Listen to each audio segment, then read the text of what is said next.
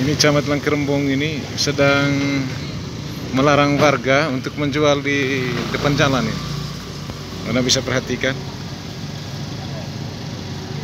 Jadi Pak Camat ini meminta warga untuk tidak boleh berjual di depan jalan.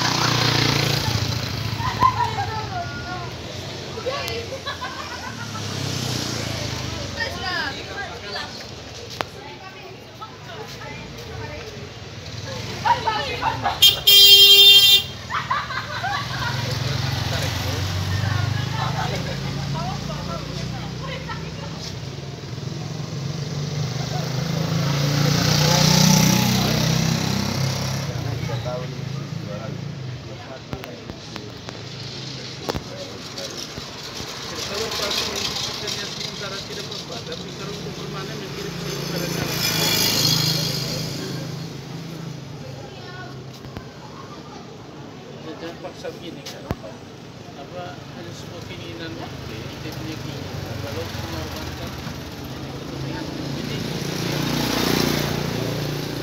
kabar kita sekarang ya. Tidak apa-apa.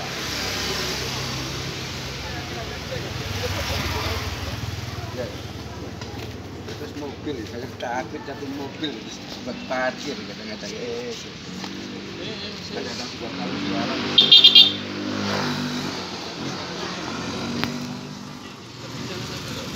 Juga